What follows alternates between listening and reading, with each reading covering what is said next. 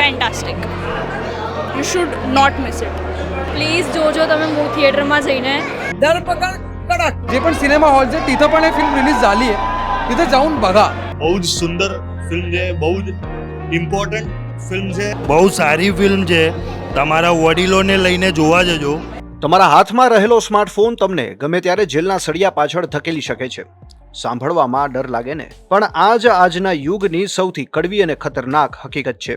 દેશભરમાં હાહાકાર મચવનાર digital arrest scam પર બનેલી ભારતની પહેલી ગુજરાતી ફિલ્મ ધરપકડનું અમદાવાદમાં એક ભવ્ય પ્રીમિયર યોજાયું, જ્યાં કલાકારો અને સિનેમા પ્રેમીઓની ભારે ભીડ જોવા મળી. ઇન્દિરા મોશન પિક્ચર્સ અને નવેમ્બર ફિલ્મ્સ દ્વારા પ્રસ્તુત આ ફિલ્મ કોઈ કાલ્પનિક વાર્તા નથી, પણ આપણી આસપાસ બનતી સત્ય ઘટનાઓનો અરીસો છે. વાર્તા છે એક એવા સામાન્ય પરિવારની જેને એક અજાણ્યો ફોન આવે છે અને કહેવામાં આવે છે કે તમારા પુત્રની ધરપકડ થઈ ગઈ છે, અને પછી શરૂ થાય છે માનસિક પજવણી, બ્લેકમેલિંગ અને લાખોની લૂંટનો એક એવો ખેલ જે થિયેટરમાં બેઠેલા દર્શકોના મનમાં ફાળ પાડી દે છે. આ પ્રીમિયર શો દરમિયાન ફિલ્મ ઇન્ડસ્ટ્રીના જાણીતા ચહેરાઓ પણ ઉત્સાહિત દેખાયા. આવો સાંભળીએ અભિનેતા મયુર ચૌહાણનું આ ફિલ્મ વિશે શું કહેવું છે. ધરપકડ જોઈ મેં હમણાં જ, અને બહુ જ સુંદર ફિલ્મ છે, બહુ જ ઇમ્પોર્ટન્ટ ફિલ્મ છે, કારણ કે ઘણા બધા ક્રાઇમ્સ સોસાયટીની અંદર, સમાજની અંદર થતા હોય છે, એનાથી જાગૃત રહેવું દરેક નાગરિકે જરૂરી છે. તો બહુ અગત્યની ફિલ્મ છે ધરપકડ. અને મારા બહુ જ ખાસ મિત્રો છે આ ફિલ્મની અંદર. મલ્હાર છે, પ્રતિક રાઠોડ છે, જય ભટ્ટ છે, જેમણે શ્રુહદ ગોસ્વામી છે, એમણે ખૂબ ઉમદા કામ કર્યું છે, અને ફિલ્મ પણ બહુ જ સરસ બની છે. જેટલા પણ લોકો છે આ વિડીયો જોઈ રહ્યા છે એમને ધરપકડ ખાસ જોવી જ જોઈએ. ફિલ્મની યુએસપીની વાત કરીએ તો પડદા પર પહેલીવાર જોવા મળી રહી છે મલ્હાર ઠાકર અને શ્રુહદ ગોસ્વામીની એકદમ ફ્રેશ જોડી.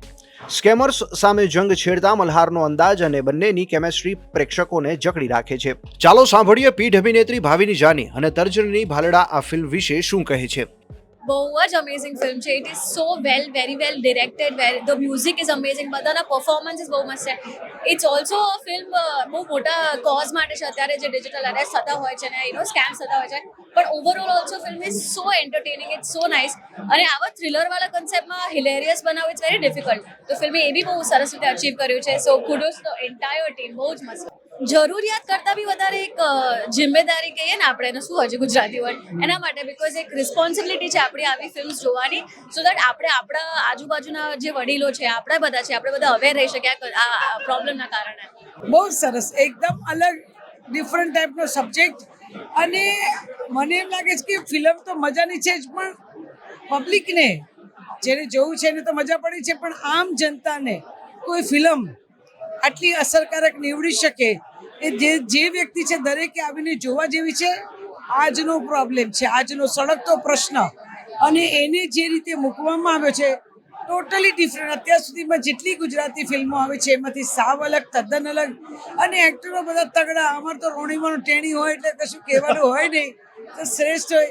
સાથે પેલો ભાઈ છે આપણો ગોસ્વામી, એ પણ સરસ.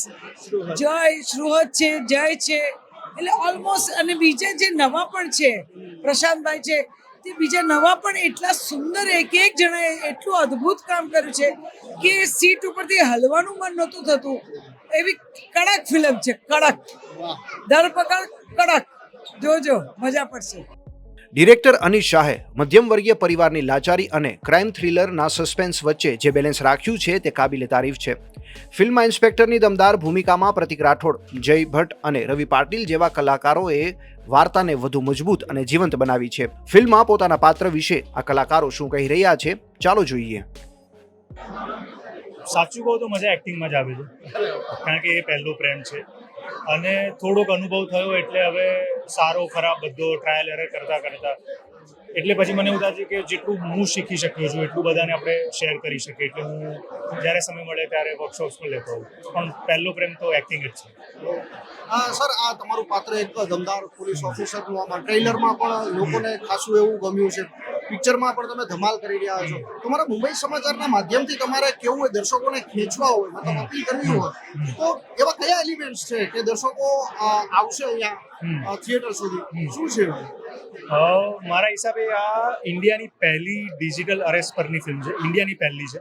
આ વિષય પર હજુ સુધી કોઈ ફિલ્મ નથી બની, અને આપણે કેટલા બધા રેકોર્ડિંગ્સ, કેટલા બધા મિનિસ્ટર્સ, પીએમ બધાના અવાજમાં સાંભળી ચૂક્યા છીએ અને બહુ જ ઇમ્પોર્ટન્ટ સબ્જેક્ટ છે અને હજુ પણ આ ચાલી રહ્યું છે. મને સૌથી વધારે ડર એ હતો કે અમે ઓગસ્ટમાં ફિલ્મ શૂટ કરતા હતા અને અમને બધાને હતું કે આ ફિલ્મ આવતા કદાચ આ વિષય શાંત ના થઈ જાય, કારણ કે એવું છે કે નવું સ્કેમ આવે અને પતી જાય, પણ હજુ ચાલી રહ્યું છે.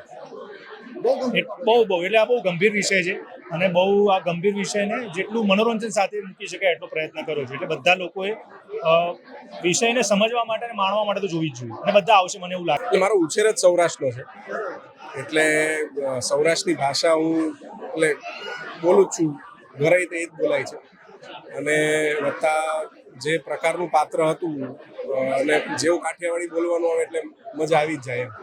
કારણ કે બહુ ઓછો અવસર એવો મળતો હોય છે કે આપણે ગુજરાતી ફિલ્મોમાં આપણી મૂળની ભાષાનો ઉપયોગ આપણે કરીએ, એટલે એ પણ હતું.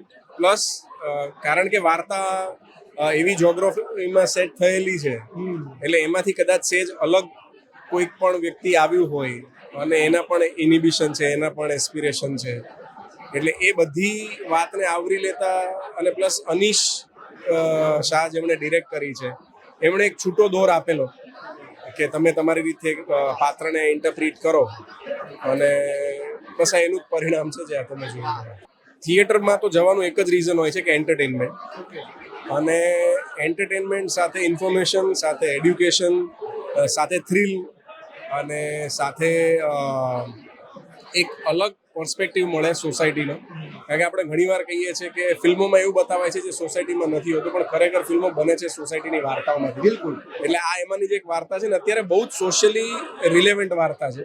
અત્યારે આ સતત બની રહ્યું છે, સખત બની રહ્યું છે અને એના નવા નવા રસ્તા લોકો કાઢી જ રહ્યા છે. એટલે ફિલ્મ ઇન્ફોર્મેટિવ પણ છે. મેં પણ આજે પહેલી વાર જોઈ એટલે મારા માટે પણ ઘણી બધી ઇન્ફોર્મેશન એવી હતી કે જે તમને અવાક કરી દે કે આટલું સિફતથી, એટલી સફાઈથી લોકો એમનું કામ કરીને જાય છે અને 90% લોકો ભોળા હોય છે જેમને ખબર નથી કે લોકો ભોળવાઈ રહ્યા છે. એટલે આ ફિલ્મ જોશે એટલે એન્ટરટેનમેન્ટ તો છે જ, આઈ એમ શ્યોર મળશે જ તે, અને સાથે સાથે ઇન્ફોર્મેશન પણ છે. એટલે બંનેનો સમન્વય છે. એટલે સમય કાઢીને અને વેકેશન છે એટલે આનાથી બેસ્ટ ટાઈમ તો કયો.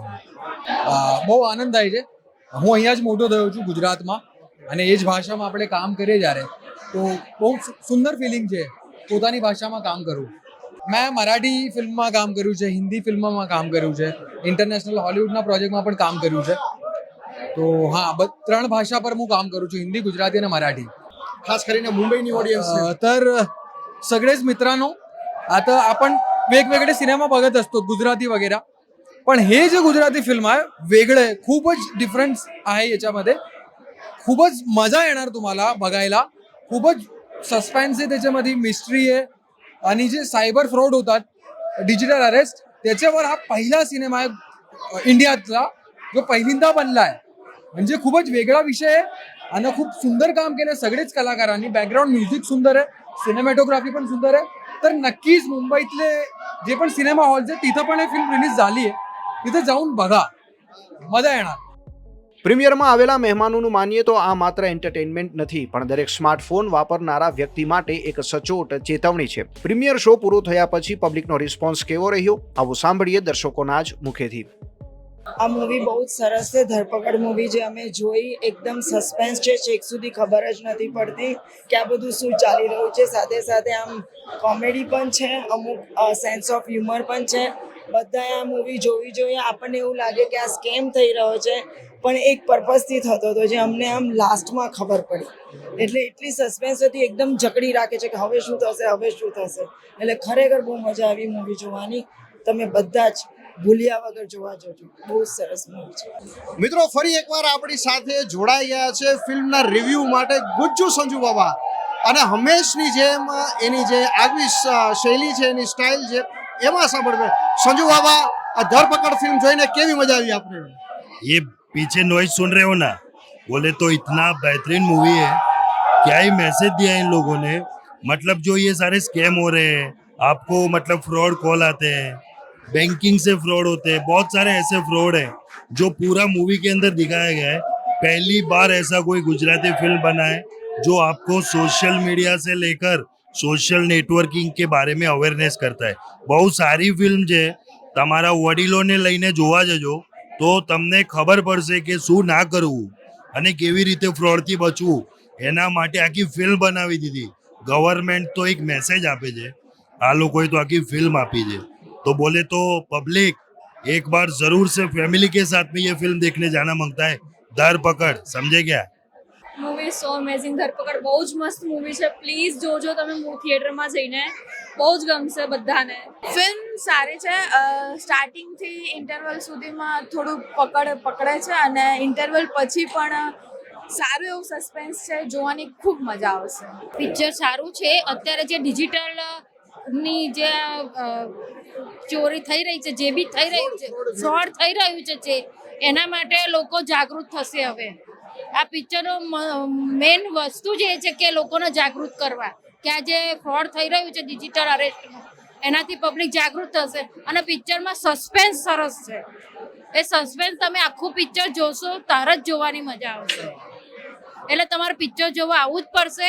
રીલ જોઈને તમને સસ્પેન્સ ખબર નહીં પડે. તમે એક રીલ જોઈ લો કે ભાઈ ચલો આમાં તો આ છે ડિજિટલ અરેસ્ટ છે, આ હશે, પણ નહીં, સસ્પેન્સ જ છે. ધરપકડ ફિલ્મ 15 મે થી નજીકના સિનેમાઘરોમાં રિલીઝ થઈ ચૂકી છે. ડિજિટલ દુનિયાના દ્રશ્ય જોખમથી બચવું હોય અને સાયબર ક્રાઇમની આ રોમાંચક સફરનો અનુભવ કરવો હોય તો આ ફેમિલી સાથે થ્રિલર ફિલ્મ એકવાર અચૂક જોવા જેવી છે. અમદાવાદથી રાહુલ વેગડાનો રિપોર્ટ.